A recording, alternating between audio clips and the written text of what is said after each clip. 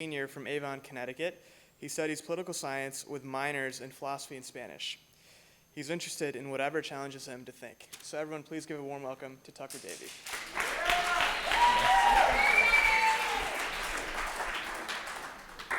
Thank you, Mooj, and thank you, BCTalks, for having me. For those of you in the front row, you might be wondering why I have a mustache today. And to be honest, if someone had walked up to me and said, "Hey man, I have a big talk today, should I keep my mustache?" I definitely would have said no. But here I am with the mustache. So I guess this goes into the problem that I fail to follow my own advice, and I think most of us do too. Many of us are very, very willing to give other people advice on their problems, but we're much less willing to accept this advice from other people. And this can come from some good reasons, because sometimes advice is selfish. People might be trying to manipulate us. Other times advice might just be indifferent. Someone might be saying words just to be saying them, and really might not put much thought into it. But often we give genuine and thoughtful advice and fail to follow it in our own lives, and it makes our lives worse. I first want to give a bunch of examples where we fail to follow our own advice and hold a double standard. And then I want to talk about how we can use mindfulness to find out why we can't follow our own advice, to learn more about the nature of our minds, to find out why not following our advice makes us suffer, and then finally to show how it can help us follow our advice. So, do we follow our own advice? I thought of a few examples of these double standards. First of all, advice to college freshmen. If this will come up, there we go, okay. From personal experience, my sister's a freshman in college, and before she left this summer, I sat her down and talked to her, and I gave her advice about things she should do, things she should capitalize on. Included in that list were join clubs, meet your professors, explore the city around your school, visit your friends at other schools. But 2 months later, I'm in my senior year, and I'm hardly following any of that. So this is a blatant double standard that's making me less happy. So you guys might recognize these recycling bins and trash cans from BC. I think all of us would agree that we should recycle, but how many of us actually recycle on a daily basis? And I know I trash on my friends for piling up all of our trash in the common room and making no effort to recycle, but sometimes my mistakes are just as bad. BC makes it very easy to recycle. They put a recycling bin next to every trash can on campus. But sometimes, still, I'll walk up to go recycle my things, I'll look at that recycling bin, decide that the opening is way too small, and just throw it all in the trash. And maybe some of you can relate to that. It's pretty pathetic. So another one I thought of was texting and driving. Think about the difference between your perspective if you're in the passenger seat and your friend is texting and driving, or if you're in the driver's seat and you're texting. I know from personal experience, I hate when my friends text and drive, and I'll usually tell them to stop because I feel anxious. But if I'm in the driver's seat, I always find an excuse. Well, maybe it's just a stoplight, so it's easy here. Or it's an open road, and I don't really have to worry about it. Or I might just be good at it, so just let me go ahead. And this is a double standard because I make excuses for myself that I don't allow other people. Relationships. Many of us might be good at giving advice to other people on how to fix their relationships, but how many times do all of you take that advice in your own? Sometimes we might think this is good advice, but love might short-circuit our logic, and we would fail to follow this advice ourselves. And the last one for now, for choosing jobs. I always advise my friends not to sell out, don't just do a job for money, but then I look at the jobs I'm looking at, and oftentimes they're way less exciting than I would like to think. So these are all double standards that force us to the conclusion that we fail to follow our own advice. And in doing so, I will argue that it makes us suffer. We need to learn how to be mindful of the advice we give ourselves and learn how to follow it in our daily lives. So I got the main idea for this presentation from Sam Harris's book, Waking Up. Sam Harris is a neuroscientist and a philosopher, and he's one of my biggest influences. In this book, he discusses the practice of mindfulness, specifically from a Buddhist perspective, which is essentially paying a fuller attention to what is happening. And this kind of serves a similar function as reflection, but I would argue that it's more of an open, non-judgmental awareness, and I believe that this type of awareness can help us learn to recognize and follow our own advice. He has one specific part where he discusses how we are wiser than we think because we know how to give advice to other people and how to live their lives, except we just fail to follow this advice ourselves. And one line that stuck out is he says, "On one level, wisdom is nothing more profound than an ability to follow one's own advice." And I stuck with this line because it's a very simple idea of wisdom. You don't have to read every philosopher or talk to the wisest and oldest people you know. You can simply pay attention to the advice you give and learn how to follow it. But clearly things get in the way. So why can't we follow our advice? Well, we're lazy. Maybe I would throw my recycling in the recycling bin, but that opening's too small, so screw it. I'm going to throw it in the trash can. We're also complacent. Maybe we get in the habit of coming back from class every day and sitting on the couch and watching TV for a few hours. And that's nice, and we enjoy that. But it makes it that much harder to get up and go talk to a teacher or to go join a club because we're complacent in that habit. We're also forgetful. So maybe we'll have a conversation one night with a friend about why we need to take advantage of our opportunities in college. But then we'll wake up the next day, go to class, take our test, and forget that we even had that conversation. We also like to have a carefree attitude in college.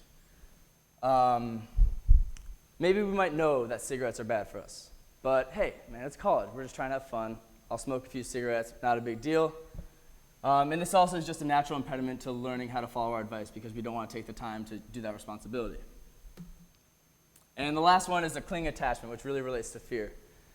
So we cling to our habits and to our addictions. You can think of this in terms of relationships.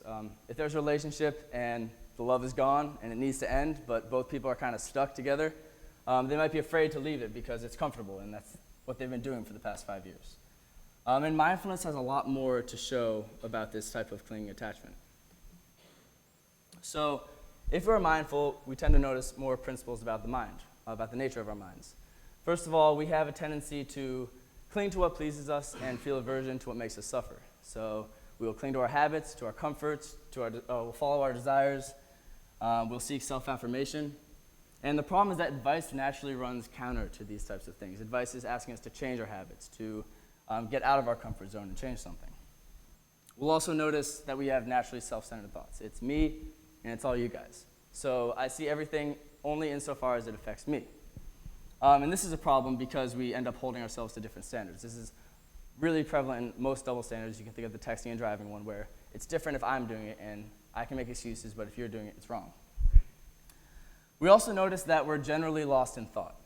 So we spend way too much time thinking about the past, thinking about the future, desiring, clinging to things, thinking about what we're doing later. It really never ends.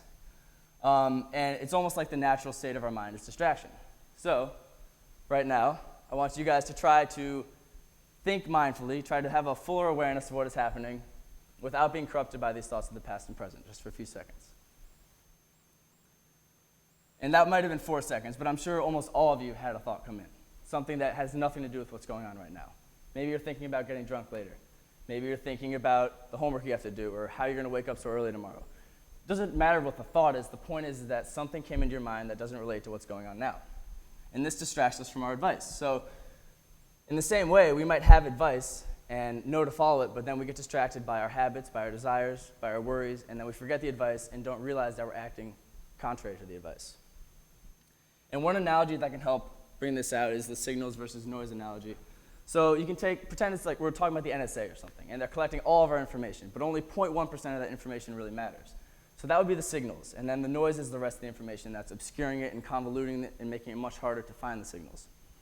The same process happens with our thoughts and our advice. So our advice is like the signals, and our thoughts are like the noise. It's very hard to pick out the advice when we have so many extra thoughts and patterns of mind obscuring it and convoluting the whole scene. So the problem is not that we can't produce good advice, the problem is that we can't follow it. And I'll argue that this makes us suffer. So let's take the example of cigarettes for my dear friends over here. So maybe you only smoke cigarettes when you're drunk, and that's fine, because you're just drunk and it's not a big deal. But now it's Sunday morning and you're hungover and you're really craving a cigarette. Well, this is going to create some cognitive dissonance, because you know you shouldn't smoke the cigarette, but you really want to. So how do we resolve this situation? Well, we rationalize. Okay, well, I'm in college. It's not a big deal. Or I'm just hungover, man. Anything to get me through this. It's not a big deal. I'm not going to get addicted. I can't even afford a cigarette habit. Trust me, nothing's going to happen. And we let these excuses get the better of us. They convince us that it's okay. And the fear with this is that if we get good enough at making these excuses and good enough at rationalizing and pushing our advice away, we can get into bad habits. And so maybe 4 or 5 months down the road, you're addicted to cigarettes and you're wondering, well, what the hell happened? How did I let that happen? What was I thinking? And that's the wrong question to ask, because you know what you were thinking. You had the right answer. You had the advice. You just pushed it away with your rationalizations. So this shows how important it is to take our advice seriously when we have the advice, because if we don't, we might rationalize it and then not have that advice again.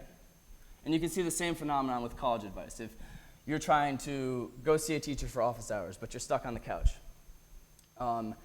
you might think, well, maybe I don't need to see that professor. I mean, I can read everything on the internet. Like, it's not a big deal. He's not that smart. Or maybe you'll think, I need to join a club, but come on, I don't want to get up from this. My friends are my club. I don't need any other club. Like, this is easy. And you make these excuses, and next thing you know, you're getting into bad habits. So this shows the importance of mindfulness. Mindfulness helps us recognize the obstacles to following our advice, and it shows us the consequences when we fail to follow our advice. It also shows us, in general, how to tame our minds and to recognize the signals through the noise, so the advice through the thoughts. One thing we tend to notice when we're mindful is how much our thoughts are linked to our actions. So if all of your thoughts are about your advice, there's a very good chance that your actions will be based off your advice. But if you're never thinking about your good advice, there's a low likelihood that that will happen. And this is somewhat common sense, but it's generally overlooked. So importantly, we'll also understand our sameness with others. We'll see how this self-centered perspective is very detrimental. Once we can understand our sameness with others and how each individual is just as complex as us, we can recognize that we can't make excuses for ourselves. So I can't make the excuse that I can text and drive, but you can't, because we might just be the same drivers, and there's nothing different about us except that it's me and that it's you. And as we can break down this self-centered perspective, we can come to have a fuller awareness of the whole situation, not just our perspective. So let's take the example of having food stuck in your teeth. Everyone's been there. I always tell my friends, if I ever have food stuck in my teeth, you have to tell me. That's your duty as a friend. Don't let me walk out like that. That's embarrassing.